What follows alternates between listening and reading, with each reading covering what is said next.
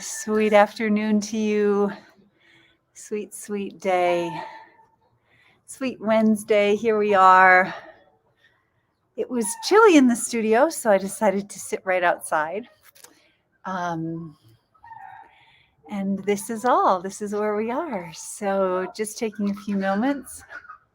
Chickens. there's a chase happening.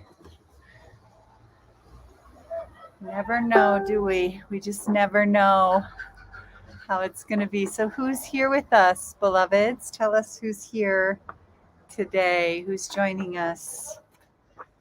Um,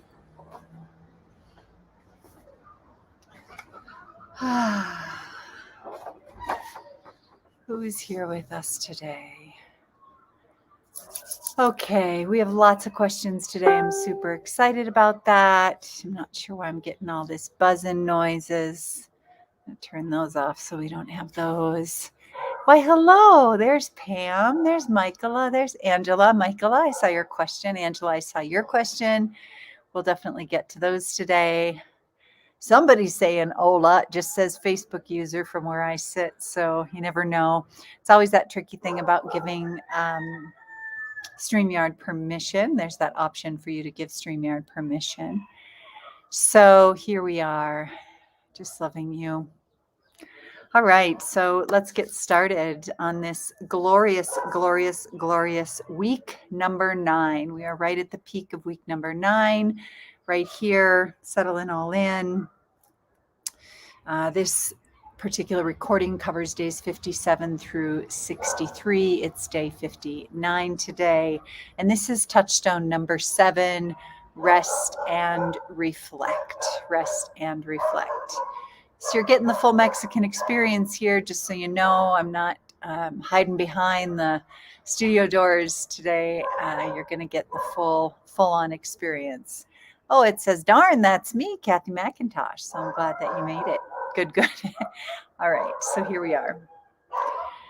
So, loving you as we come together. What does that even mean, loving you? It just means I'm holding you sacred as you are. However it is that you're showing up, whatever it is that you're experiencing, whatever sorts of emotions or life experiences are passing through you, I'm just holding all that as sacred here and now. And so I welcome you, and I welcome you back, as I will continue to do every single day for this 108-day journey. Let the corners of your lips lift and your nostrils flare. I welcome you home as we've swept ourselves over the peak of the mountain and are finding our way in and through the second half of this journey. Congratulate yourself, champion your efforts for making it this far. Your tapas, that's your inner fire, which we'll be focusing on kindling that inner fire as we come together on Sunday for Sunday Yoga Church. So here we are. We send the breath down and out the body on the exhale, and we inhale to the crown of the head. And we chant the student teacher prayer together. Om Sahana Bhavatu Sahana Bhunaktu Saha Viryam Karavavahai Tejasvinavadhitam Astu Ma Vidvishavahai. Om Shanti Shanti Shanti.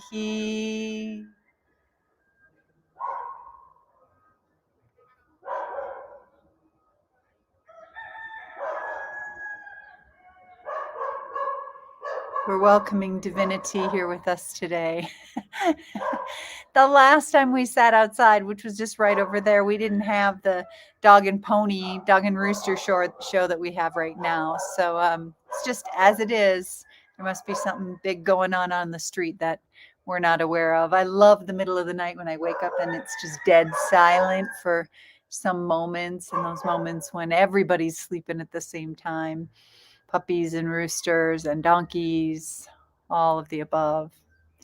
Okay, so we're going to jump into these questions. These are powerful questions today, but I want to first speak about resting and reflecting. Reminding us that when we are resting, it's not a matter of collapsing so much. It's where we become increasingly intimate um, with the sensations that we're having in our body, so that we can be directed to move in the direction of vitality. Right? So this is how it happens to be. This is how we practice, by turning our attention to the potency of what's going on in the inner landscape and using all of it as information without a big storyline around it. So it's not about taking the things that we're experiencing on the inside and making them right or wrong. Being energized as being a good thing, and being without energy being a bad thing. We're just gathering all of it as information and using that information to move us forward in our days. It also means that sometimes when we are resting, we're becoming intimate with our own discomfort, really intimate with our own discomfort. Oftentimes we don't feel how uncomfortable we are or how worn out we are until we rest, because it's almost as though your energy body and your physical body are not in the same skin bag. It's as though your physical body is running out ahead of your energy body, and you might not even sense that, the depth of that connection. So I just want to make sure that let's see here. So I just want to double check something. I just got a text message from one of y'all. I'm here. Let's just see. I just got a text message. I'm here. I'm telling them, let's do this. Give me just a moment here. I'm going to just pull up another bit. If you're having any hard time finding me, I think it's user error. Usually is. Usually is user error. So let's get back in here. All right. So if you're going straight to Facebook, it's right there. Oh, yeah, there you are. See, I'm looking for you, Suzanne. I was trying to send you stuff. I was trying not to throw you under the technology goon bus, but I just threw you under the goon bus because you were looking for me. And I was trying to tell you where I was. Anyway, I'm just right back here. Rest is where we turn our attention to really feeling what's going on inside of ourselves, because sometimes it says when we're going really fast and furiously through life, sometimes we're ahead of our very own energy body. Our body is like, it's like a cartoon where you see the guy start to run and he goes, and you see the body go, and then his whole energy goes and catches up with him. That's a real thing, right? We get to experience that in our own being. So when we find our way to recognize what rest really is, it's really settling into what is as it is. It's not about like laying back and throwing back a margarita with your feet up on the beach necessarily. In fact, so frequently what happens in that situation is it's the work hard, play hard paradigm, where the pendulum swings from working hard to playing hard to being exhausted, to doing everything under the sun and doing nothing under the sun. And that just leaves us in a place of feeling discombobulated and disconnected from our very own heart. So we just want to be aware of that and connected to the ways in which that we are able to feel into our own hearts and feel into the rest that's available to us at all times and in all ways. And so that is what I want to speak of in terms of rest. And then once you gather that information, once you sit there and you feel that your koshas, right, where your veils of being, your physical, mental, emotional, spiritual aspects of your being are all lined up and sort of in the same skin bag, in the same room, then you get to reflect and see, okay, what's been getting ahead of me? How tired am I? What really does my energy look like? How does it feel? Is it agitated? Is it grounded? Is it exhausted? Is it depressed? Like what's the energy of it, which circles me into Angela's question, which I'll be getting to in a few moments. So I just want to speak to that. So what we want to do is we want to just lean into what's there and just feel that and then breathe there. And that's where you're going to get the most information. Okay, so let's go right on into the questions. I'm going to head on over to email first, which I'm happy to say. Got a really juicy question yesterday, actually. That might not be, something's going on here. Where'd that go in? All right, so live on YouTube. Okay, the question is, dun, dun, dun, dun, dun, dun, dun, dun, dun. I think it's from Lisa, but I'm trying to, Kelly, it's from Kelly. Doshas and Mudras. Okay, so I think that there's something buried in this question that I'm not understanding. So I'm going to say that first to you, Kelly, and then perhaps you can speak to it. I'm not sure if you're watching live. If you are, perhaps just do a little shout out and say hello. So the question is pretty big. So I'm going to hit it from a 10,000 foot view. And then I'm going to speak to the pieces that I understand about the question. And we'll see if I'm misunderstanding something or if you're misunderstanding something, which is making the question be a little bit fuzzy. So I have questions regarding doshas, mudras, and the skin bag. Okay, so doshas. Let me speak about what is a dosha, because some of you are going to be like, what the heck is that? So in Ayurveda, in the sister science to yoga, the whole reason that we are looking at these 5 elements, earth, water, fire, air, and ether, is because essentially the 5 elements make up what are called doshas in 3 different specific combinations. So the first of which is called kapha, Capha, kapha, but it's not kapha, it's kapha. It's, again, remember, just like when we say sankalpa and spelling things, it's a different language. So we're never going to get it quite right. We're just trying to emulate the sound symbol the best that we're able. The way it's spelled is not going to matter. Kapha is made of earth and water. Earth and water. So it's the constitution that someone is made up of who in many ways, physically is the opposite of me. She, let's just say she, has very thick hair, has very full lips, has a tendency to be heavier, if anything, is all earth mama, is all breasts and juiciness and plumpness. I'm just not that in my physical body. Remember when I said that I'm sort of a cross between, I don't remember what I said, but like there's like the Tasmanian devil and olive oil, Popeye's girlfriend, and a hummingbird. Like those things are not plump, juicy creatures, not like an elephant or a big, beautiful, like Frisian horse with the thick hair. No, not so much. I'm more like a gazelle, like in the way that I speak, in the way that my hands move, in the way that I move through the world. So that's kapha. Kapha is earth and water. Then there is pitta, not pita, pitta, Pitta, pitta. Pitta is essentially a combination of fire and water. This is important, fire and water. It's not just pure fire, it's fire and water. The reason that it's fire and water is if you think about what fire does to the material existence is it draws out the moisture. It draws out the moisture so that the fire can kindle well. Think about when a piece of wood is placed on a campfire, right? Or when you put vegetables in and you begin to saute them, how the water is released from them. There's a deep intimacy between fire and water.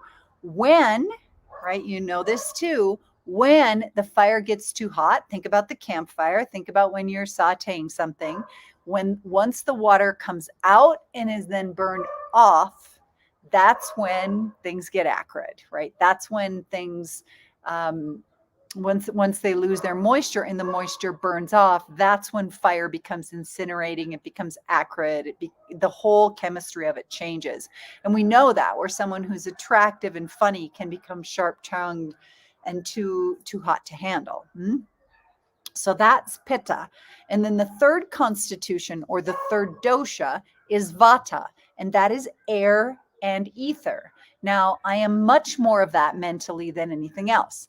So I just want to make sure that you're clear about how Vata is air and ether. It's inspiration, and it's deeply connected to creativity and movement, and to divinity, to the etheric realm, where we're always looking for connections that might not actually be measurable, be studyable. All right. So movement is the key there. So these are the three doshas. Kapha is earth and water. Pitta is fire and water.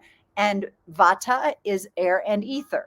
Now, why they're those exact combinations, we're not going to get into those specifically. Just know that that's what they are. And those three combinations are what we call in Ayurveda your constitutions, or your dosha. Now, dosha, the word dosha, actually translates into imbalance. I as in Indiana, M as in Mary, balance. Imbalance, like out of balance. So your constitution is organically and innately out of balance. Now, why? Because if you're already full up, plump full of those things, because that's what your constitution is made up of, then there's a higher propensity that you're going to fall out of balance in those areas. So when I read your face and your hair and the colors, and look if you look oily, and look and see if you've got gray under your eyes or red under your eyes or things of that nature, essentially what I'm reading is your dosha, and then I'm just describing the qualities of that dosha. That's why I say it's not personal, right? I'm just reading the energies, but I'm not doing it like a forensic psychic telling you where the body's been buried. I'm here telling you what is obvious and is showing up in terms of your presence based upon your constitution.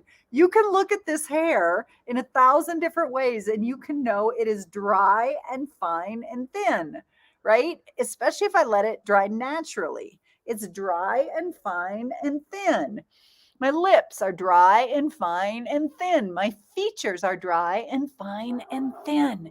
That's my constitution, right? So we'll leave it with that. So that's what a dosha is. So back to Kelly's question. I have questions regarding doshas. Now, mudras, this is where I think you went wonky, but I could be wrong. Mudras are gestures. They're sacred gestures. They're the way you hold your hands. They're perhaps where you focus your particular gaze, where you place your tongue, the way that you cross your legs, those sorts of things. So mudras are, in the truest sense, they're a sacred gesture. So you see someone sitting in a yoga position and they have their index finger rolled into their thumb and they're here. This is a mudra, Anjali mudra, right here at the heart center, right? All of these things that we do with our hands, things we do with our eyes, the way that we position our physical body to direct energy, that's a mudra. So she says, I have questions regarding doshas, right? Constitutions, mudras, sacred gestures, and the skin bag.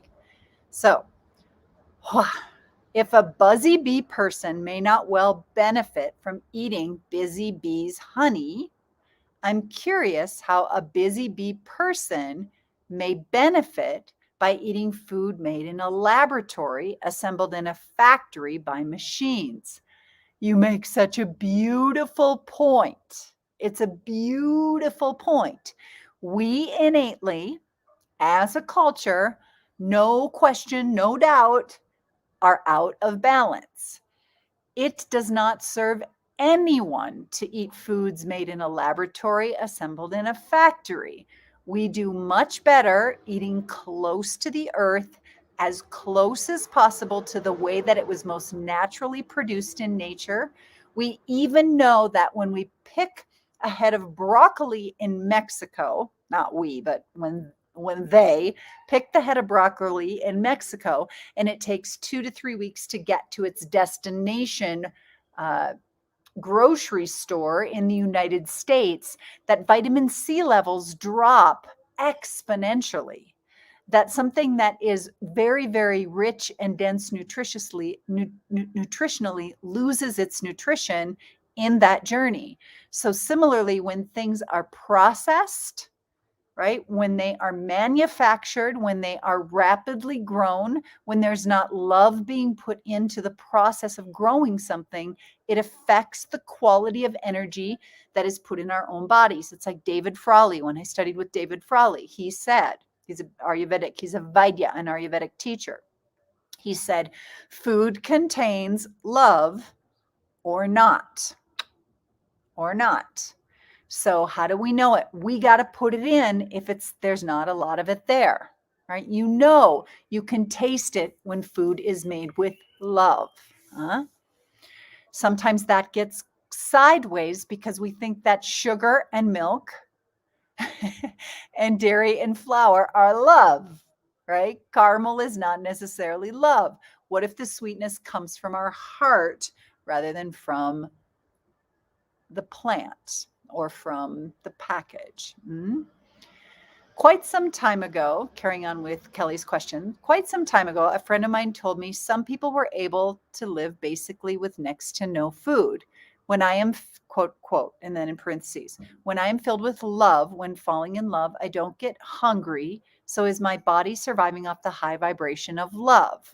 How much of what we eat plays a role in our body's shape and size? A ton. A ton. And so too does your dosha, your constitution, right? So, therefore, what I will say is it's prana, it's life force. And there's a combination of what we call ojas, tejas, and ama. Ojas is the juiciness and the life force and the way that energy is moving in and through your body and your skin bag and your mental being. And it's your ability to digest. It's all of these things. Your ojas is like your personal juiciness or not. It can be high or it can be low. Then Tejas is your digestive fire, your ability to digest food, life experiences, traumas, dramas, grief. Question for Michaela, right? And Catherine spoke about this a little bit, the grief piece. How do we keep our tejas really strong, our digestive fire really strong, so that we don't end up with a lot of ama? Ama, I see in faces when the skin tone is dull and gray, when the eyes are absent, when the body looks like it doesn't even care. The soul just doesn't even care if it's here or not. It's lost its ojas, its fire has burned out, and it's just sort of waiting for the ultimate end of days. Now, we can get close to that when we're going through a lot of deep struggle, and then we can find our way back again. And that's what we're going to talk about. So if you're not very hungry, is your body surviving off the high vibration of the love? Absolutely. Prana. Love is prana. Love is life force. Now, my bro can eat 2 times what I eat, and he's super active and thin. So there's a couple different pieces to that. Is his busy mind mudra burning the calories, or is his body burning the calories with all of his movements? So yes, both and I would say here's the tricky thing about this. Most men have high tejas until they hit their 50s. They're able to digest, burn, burn, burn. They have a lot of fire in their constitution, and they're able to move and burn off ama, waste product. But what happens is when testosterone levels go down and the biochemistry changes in the male body in their 50s, they continue to eat what they've always eaten. Their bodies are able to digest the food, but their energy body is not digesting the ama, and they get sick, right? We see it. They get more heart disease. It's like, oh, but he was so thin and he seems so healthy, and he dies of a heart attack. Oh, but he had cancer, because, it's the body is not able to hold that in the same way that it otherwise was able to do. So there's an ama piece in there. There's a waste piece in there where we have to be able to cultivate our own ability to burn off toxins and burn off what is not serving us and what we don't need, so that we're able to manage that best we're able. Am I mixing up mudras and doshas? You're not mixing up mudras and doshas. I think you're asking me something else about something, and it's not mudras. Do minds have mudras? No. And our doshas are cellular mudras? No. So therefore, I think maybe you might be a little bit confused. So there's that question. Okay. So we're going to go with that. Okay, and I just got another one. I hear you saying you're going to speak to grief. Maybe will this be a good share? I just heard this morning, knocked the breath out of me. Grief I've learned is, so this is from someone by the name of Jamie Anderson. It's just a share from a pilgrim. Grief I've learned is really just love. It's all the love you want to give but cannot. All the unspent love gathers up in the corners of your eyes, the lumps in your throat, and in that hollow part of your chest. Grief is just love with no place to go. Yeah, thank you for that share. That's sweet. Okay, so we're carrying on here. All right, so I'm coming back. I was in my email, so I wasn't seeing your questions. You talking about me? Indeed. Every Ayurvedic assessment I've ever done tells me I'm a mix of all three. Is that really possible? It feels too wishy-washy for me, or like I can't ever identify my true constitution. So Kathy, have I done your, okay, here's a couple things about those of you who are posting your faces. If you posted back in mid-October, just go back to it. Like all you have to do is look for your posts, go back to it and put, tag me again, like in the comments or edit it and tag me again so it bumps back up to the top, because there's just so much for me to get through and I want to make sure that I get to everyone. And I'm like going through hundreds of posts to get to the pictures again. And Kathy, I want to see you again. So it is here's the thing. People who are Pitta, people who have a lot of Pitta, maybe not predominantly Pitta, but at least like bidoshic, oftentimes think that they're tridoshic when they're not. So I'd love to see you. For a long time, I was like, I'm tridoshic. Look at this girl. There's nothing tridoshic about me. Like, not at all. I always want to be an earth mama, but it just isn't it's just not my nature. It's not my nature. Okay. So the mind gets in the way, right? The mind gets in the way when doing those assessments because the mind's like, but it could be this or it could be that, and is really analytical. Or I'd rewrite these questions. If you say that when you're taking a dosha assessment, I would just rewrite these questions. These questions that's pitta right there. Like you can just close the book, game over. At least pitta manas, right? Margie, I'm tridoshic. I don't think so, Margie. So here's another thing we have to remember. There's a lot of pieces to the dosha.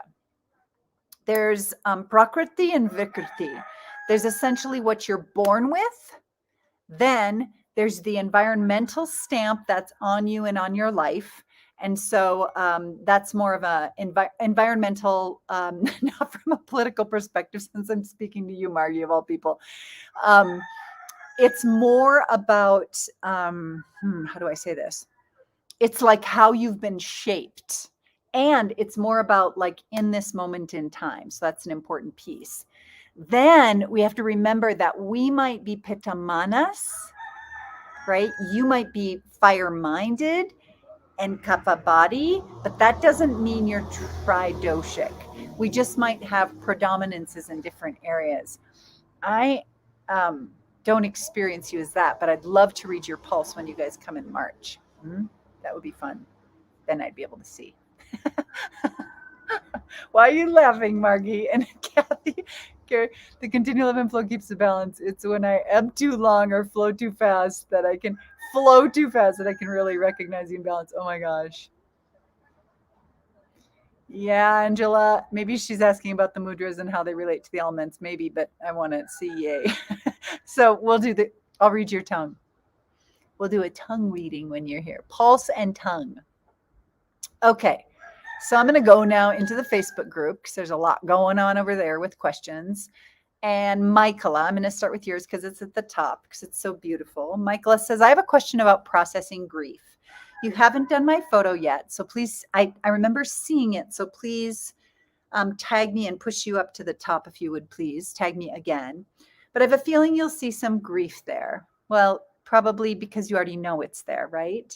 I lost both my parents to diseases by the time I was 50 years old. I've certainly dealt with a lot of grief over the years, but I know plenty more is there in the background. See, you know this already. This is your Annamaya Kosha. This is your Jnanamaya Kosha, your wisdom self that says, I know this is true, which I'm always grateful for, but there's a lingering sadness. Yeah.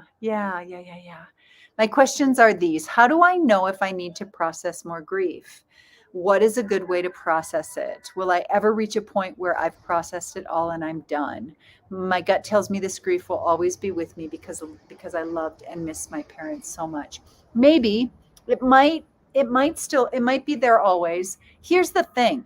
There's karmic things that we come in with. I come in with a lot of karmic grief. Like this bulbous chin, I carry a lot of grief in my body. I also carry a lot of joy. So I'm constantly processing grief. I have a hunch too that in my life, I will be processing grief this whole life. But I also don't feel as though I'm processing only my grief.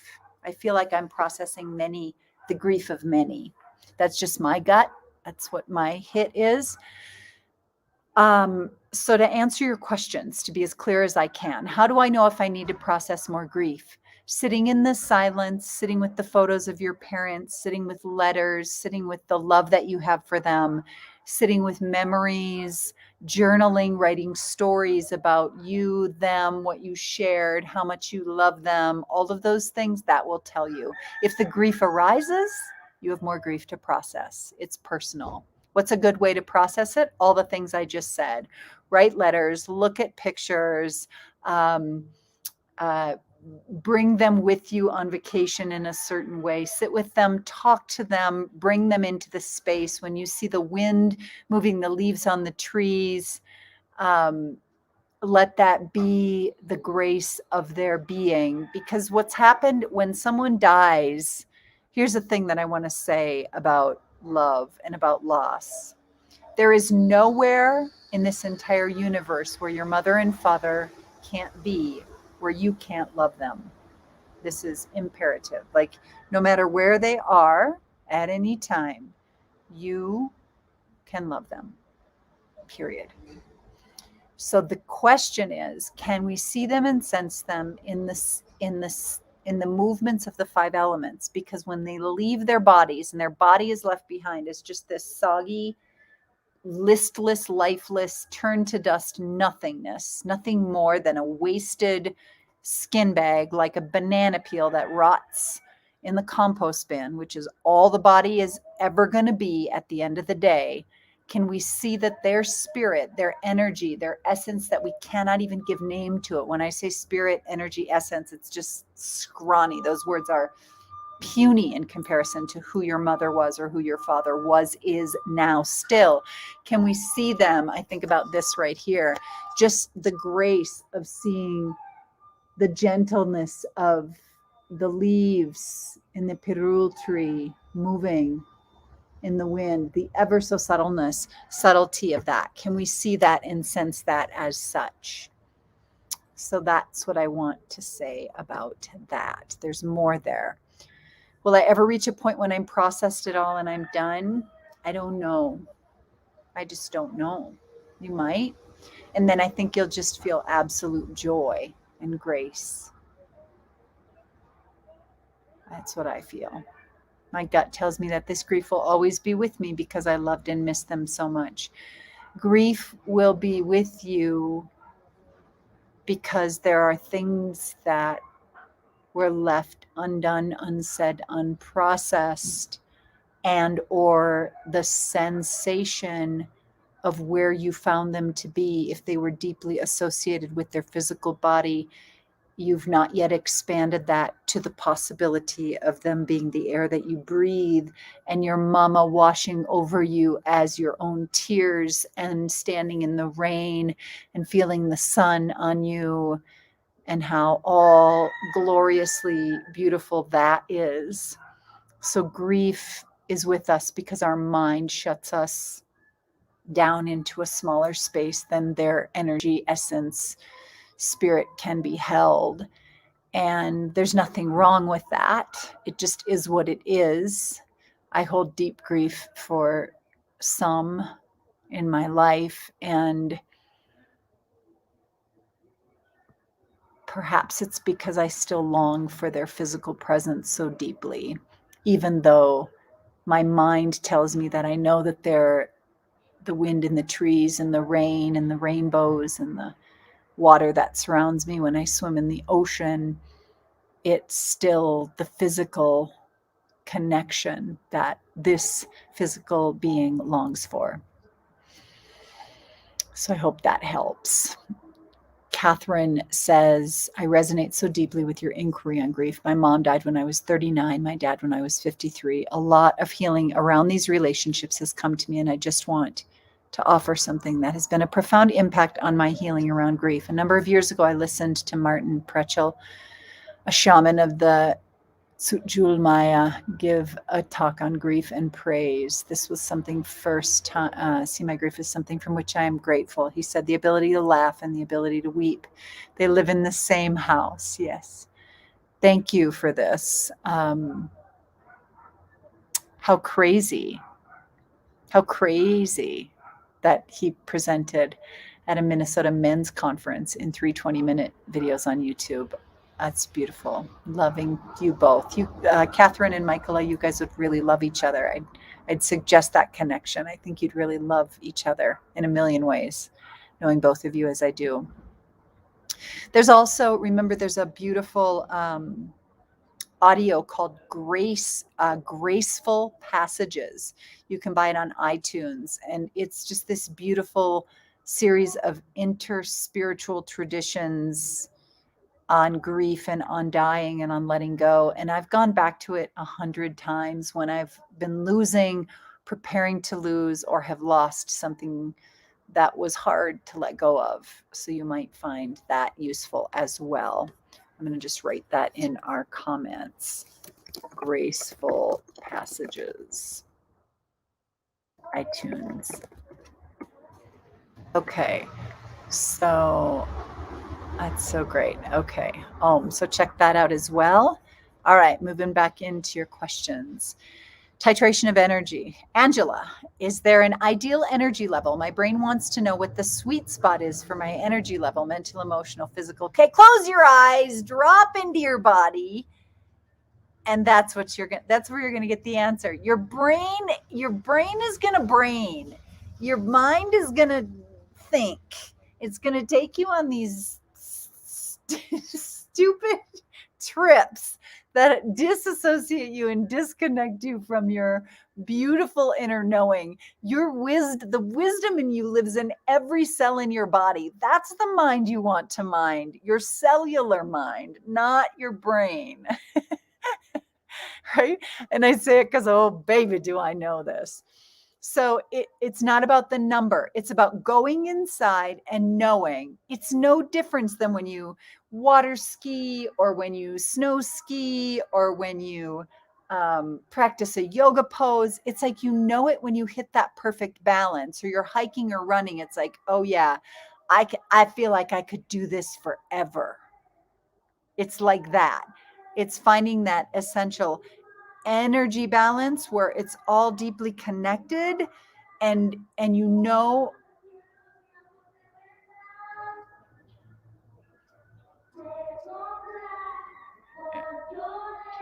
she's selling something.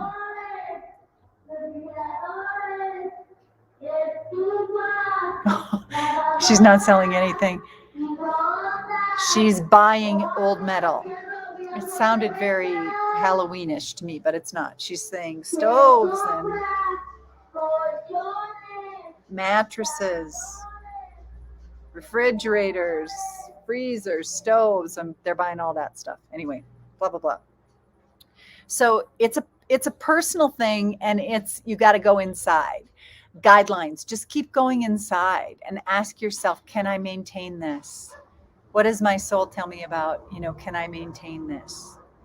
Can I maintain this energy? I'd say it's not even about when we look at the scale of 1 to 10, you're just looking at where you are. Like, you're looking at where you are. So when we do that exercise in the materials, we're looking for a high amount of energy, but then you have to know the difference in your own body. You know what it's like when it's like, I'm running on fumes. You're still running. and you're running fast and furiously, but you're running on fumes, right? You know that feeling.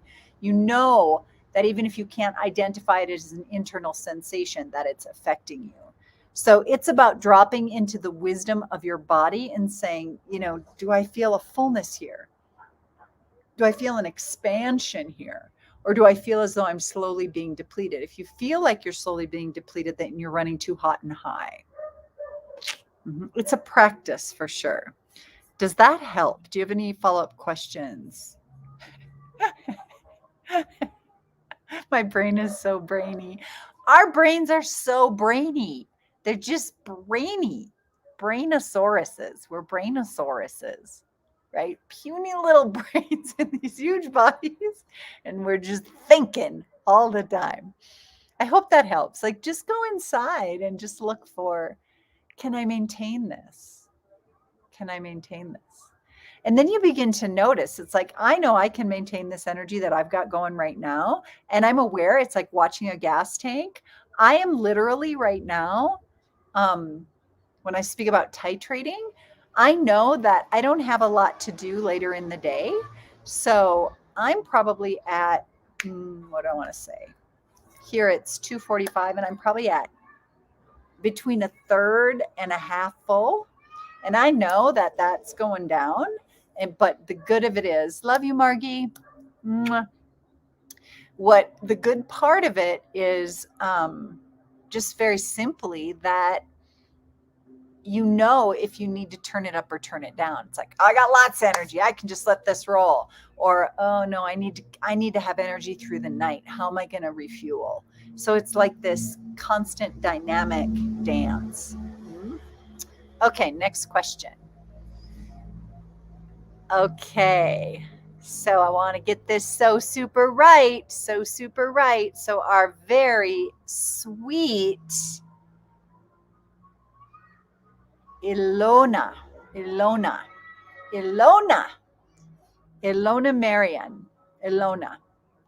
I love this. So she's like showing up. She's sending me emails, and she's sending me Facebook messages, and she's sending me all these emojis. She's like, she's on to Facebook now. Look at this. She's got it. She's posting pictures. Look at her go.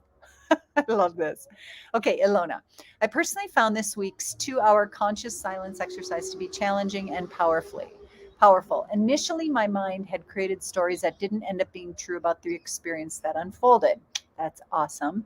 Thank you for this offering, Britt. You're very welcome. My questions stem from this. How would you recommend we carry from here in regards to this practice? Okay, I'll speak to that. And I'm curious, but no pressure for you in answering the following. Do you, Britt, consciously schedule this amount of silent time for you into your life on a regular basis, in addition to your annual time on the mountain? Could you tell us more about the mountain time? How did it come to your life? Whew. Is it affiliated with the particular lineage, etc.? I'm interested in knowing all about it, but realize that it could take hours and days upon end. Okay, so I'm going to try to keep this connected, because I know we've got other questions. But here's the thing. Yes, it's challenging for sure. And I alluded to that, right? That it would be challenging. So it's not a super easy practice, especially if we're not accustomed to sitting in silence in the presence of ourself and whatever arises. So that's number one. Number two, I do regularly practice silence. It doesn't look quite like this. I tend to use full moon and new moon, and or just a really convenient day whenever it just so happens to strike, when I know I'm either going to be alone, I know I'm going to have time by myself, and or the moon is full, or the moon is new, or it's an equinox, or I'm constantly looking. It's like I get my calendar and I see, okay, the moon is full here. Do I have time? Like Saturday, I know I've got some time in the afternoon, and I'm going to just take time off. So I do schedule time like that regularly into my life, because it's the dance for me. It's like the dance between rest, reflection, and silence. That silence is where the beauty really bubbles to the surface, and I'm able to really get clear and hear myself. For me, I just know it's like, it's a hunger. It's a hunger. I notice it's like, if I could just have some quiet time, I'd get the answer. Britt, did you just hear yourself? You need quiet time. Oh, if I just had some time. did you hear yourself? You need to get this scheduled. Like, this is a priority. That's no different than me walking around the house, folding laundry, answering emails, doing my yoga practice, flossing my teeth, taking a shower, calling my mom. And in all of that, my body goes, you're hungry. You need to eat something. Oh, I got to go into the kitchen and I got to cut up an apple and I got to, make some cashew butter and I need to eat that. Like, it's no different. There's a hunger that arises for that silence and I tend to it. That's come over time, but you might find that you're able to you're just able to plug it in when it's not natural to you. Right? We fake it till we make it. We try it on until we know that it really is going to make a difference and is going to shift us, change us, evolve us in the way that's going to move us the way that we want to be moved. So there's that. Huh? Okay. So could you tell us more? At any moment, someone's going to come with a delivery, and I'm going to turn my camera around so you can see if that happens while we're still on the call. It's the market. The market brings our vegetables and our tortillas and our cheese, and I pay them $1.50 for the delivery fee, and they come, and then I tip the sweet boy quite well. But he came earlier today, and for some reason we didn't hear him, so he's coming back. So bummer, but anyway, I want to make sure that I speak to him if it happens while we're here. Tangent. Tell us more about the mountain time. How did it come into your life? Is it affiliated with a particular lineage? It's affiliated with El Camino Rojo, the Red Road. You can Google that for sure. You can go to YouTube and learn about the Red Road. The Red Road is a lineage. It's a Native American, it's a native indigenous practice between North America and South America. And the Red Road is red because of blood. Red Road is red because of tribe and root and connection and suffering and struggle and challenge. It's considered to be the difficult road, and it's using very deep, difficult immersion as teacher, held in a container of sacred tribe, community support, song, dance, fire ceremony. And so very rare for me in many ways to have been called to that particular tradition. But what I will say is that I was called to it. I don't know why I was called to it. When I was a little girl, this is a bigger story, but when I was a little girl, I remember coming down my very long driveway in Minnesota. Our house was actually built on top of a burial site, an Indian burial site outside of Mille Lacs Lake in Minnesota. And we learned of that. Our home was on this hill. It was built on top of an Indian burial site. And there was a chief, like a full headdress chief, that when I came home from school one day, I saw him sitting on the side of the road. Like, our driveway was kind of this flat area, and the one side of the driveway was this sort of berm, this hill. And I saw him there. And to this day, I don't know if it was real or if it was an illusion, but I stood there with him for a long time. And I don't know if that planted a seed somehow for this, if it was a real Indian chief who was honoring the burial ground that was there. I don't know. I just know that we were not allowed to do digging, and in Crow Wing County, we were not allowed to do digging on top of this space because we found out, they didn't want us to move and disturb the land either, but we just weren't allowed to do anything to it. So that is perhaps where it started. And then when I took a group of retreatants to Mexico, and I met a medicine woman named Erika Are. I met her. She had European roots and was Mexican, interestingly. Her ancestors came over in World War I, I believe, when boats were coming from Europe and were turned away in New York. And so they kept coming all the way down to Mexico and ended up coming into Mexico City. So she's a blonde, blue-eyed Mexican medicine woman who's dedicated her work to the Temazcal and to the honoring of fire and fire ceremony. And so I led a group in fire ceremony, and I knew in that moment, I passed out coming out of the Temazcal, woke up under the stars, 20 students. Some of you might remember this if you were there with me. 20 students looked on, and all I saw were stars, and my life changed in a flash. And I knew I had a deep need to deepen my relationship and respect for fire, which I know that to continue to be true in my body and in my life. And so it slowly took me on that journey. And between the eagle and the condor, then the North American tribes and the South American tribes. And I believe and that's essentially what really brought me to Mexico. So who knows? The clan that I have two different clans, the Lobas, the wolves, the women wolves, and the Osos, the bears. And so both of those tribes inform me and keep me doing fire ceremony and help me as a guide of fire. And fire has been something in my own life that I have struggled with in terms of having healthy relationship with my own internal fire, and not burning myself out or burning the candle at both ends. And it has helped me absolutely fortify my resources and be able to live in right relationship with fire.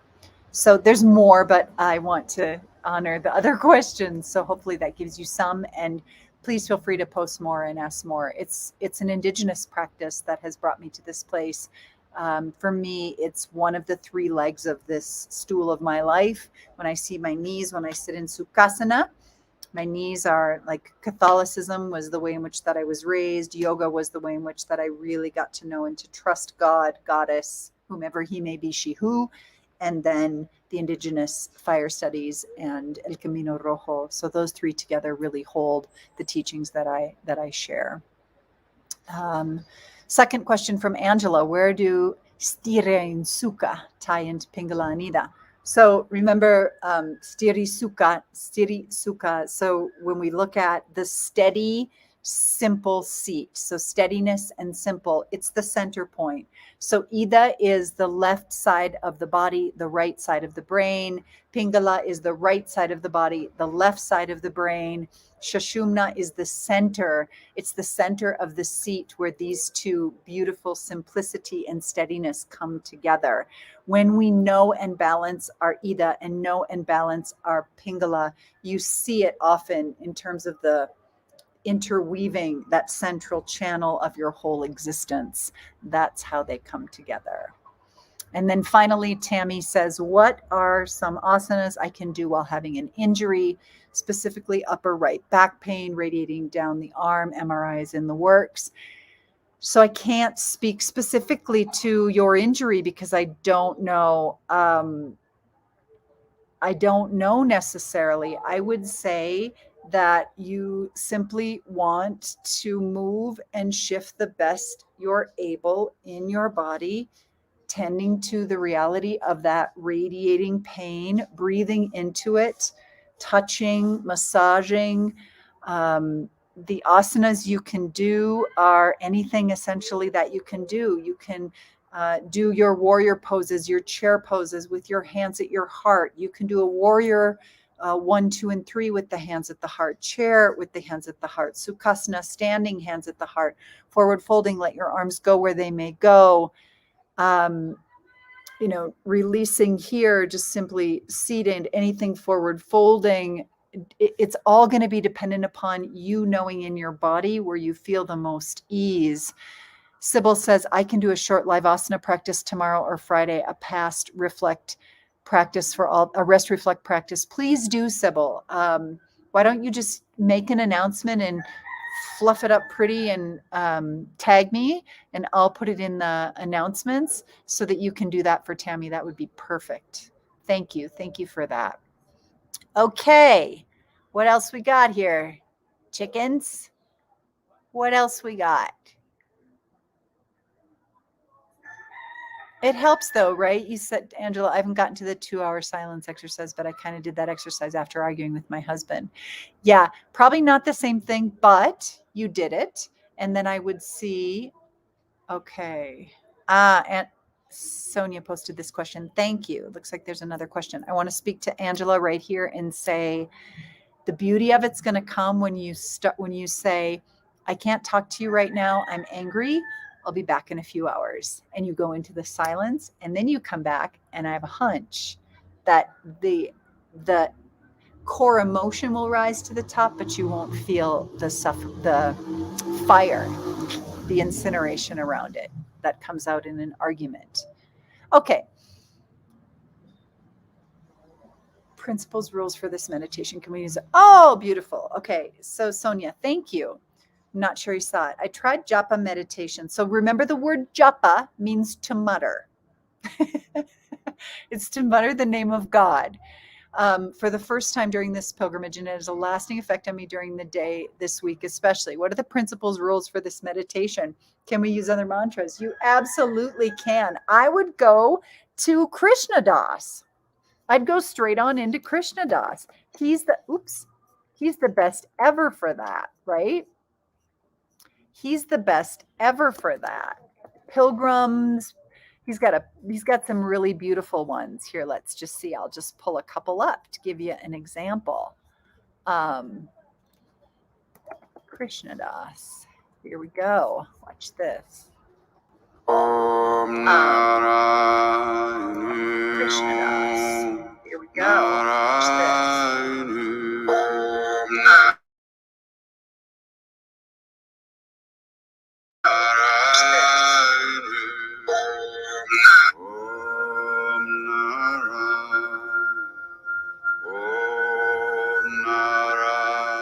So he starts out with this, huh?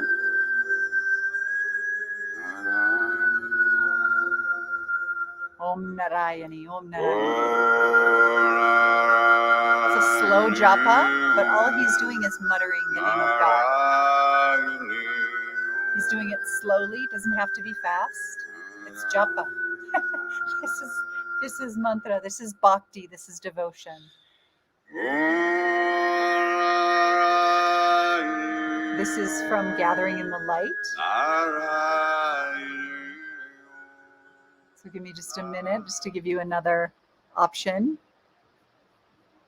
Here's one.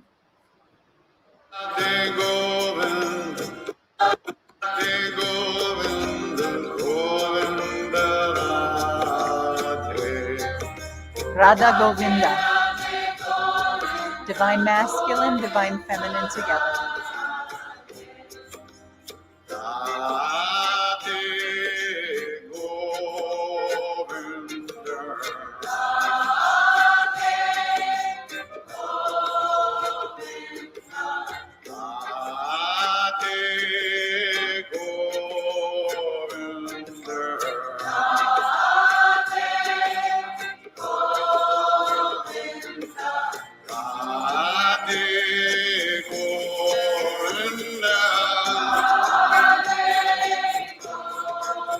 See how that goes? That's it. Anything by Krishna Das. Anything by Krishna Das. This is By Your Grace by Krishna Das. This is Heart as Wide as the World. He's just going to repeat over and over again. That's all he's saying. It's Jai Guru Dev. Jai Guru Dev. Jai Guru Dev. Jai is the great, it's celebration, it's yes. Guru, the one who dispels darkness. Dev, not Deva, not Devi, but Dev is the essence of God. So it's like, yes, yes, the dispeller of dark and light. Through the flame. I follow your footsteps through the flame. All that I ever need is in your name. This is your God, by the way. Carry your heart on mine. Past the space. All that I am today is by your grace.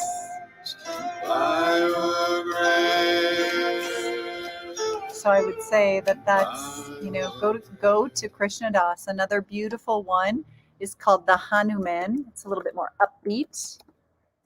The Hanuman. I love this one too. This is one of my favorites because I grew up in Minnesota. So let me see, this one. Let's see here, Wade in the Water. It's a beautiful combination of different music. To my Lord and be free. And there will be no more weeping. No more weeping. No more weeping. No more weeping. No more weeping. Before I be a slave, I'll be buried in my grave. And go home to my Lord and be free. It can be English, it can be Sanskrit. Home to my Lord and be free. Home to my Lord and be free. Home to my Lord and be free. I go home to my Lord and be free. I go home to my Lord and be free. Home to my Lord and be free. Home to my Lord and be free. I go home to my Lord and be free. I go home to my Lord and be free. Home to my Lord and be free. And then the beauty of it is they go into knee, ground, to scrape. MISSISSIPPI. So my Minnesota girl loves it. Okay, there it is. Okay, so thank you for bringing that question to the light, Sonia. Principles, rules for this meditation. You can use any mantra. It's just about the repetition, the muttering of the name of God. That's it. I tend to use japa. You can use any of the mantras that I've offered to you. The Om Namah Shivaya. You can use the Gayatri mantra. You can use Mahamrityanjaya. You can use Om Asatoma. You can use anything that you love, and it's just, let's just leave it simple like that. Anyway, I could just sing with you all afternoon, but I'm not going to because our little Hoven's going to come to the door any minute. Argument, bundled up and sat outside for a long time, cried, then came inside, did a face mask, read a book, went to bed and woke up feeling inspiration for finding peace in the issue we argued over. Baby steps. Exactly. You're doing great. Like we are human. It's happening. All right. I love you so much. I'm hardly ever alone. Yep, that's common too. All right. Okay. I love you all. Thank you. Have a beautiful day. I don't want to keep you anymore. We're already over an hour. Thank you. Om Namah Shivaya. Let me see if there's anything else in email.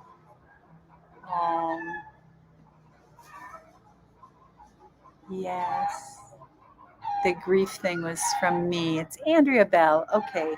Thank you. Oh, Andrea is the one who shared that. Going to speak to grief. Grief, yes. All right. I love you all. Hopefully this has offered some deeper look at rest and reflect. We'll come to our final mantra now, sending the breath down and out the body on the exhale, inhaling to the crown. Om Purnamidam Purnat Purnamudachyate Purnasya Purnamadhaya Purnamavevashishyate. Om Shanti Shanti Shanti Hari Om.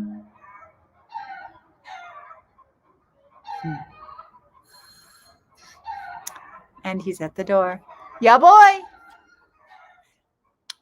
Adios, beloveds.